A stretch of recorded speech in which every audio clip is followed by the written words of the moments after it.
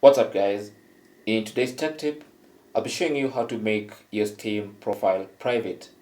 Now all you need to do is click on your username in the upper right side of Steam, and from the drop down arrow click on view my profile, and that should take you to your Steam profile page.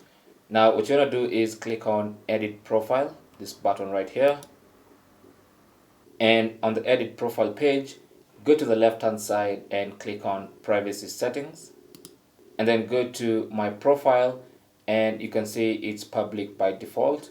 Click on that little arrow and select private, and that will make everything private in your Steam account.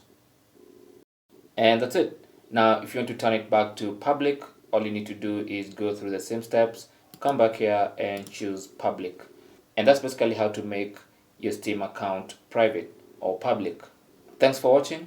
Leave your comments and questions down below, and good luck.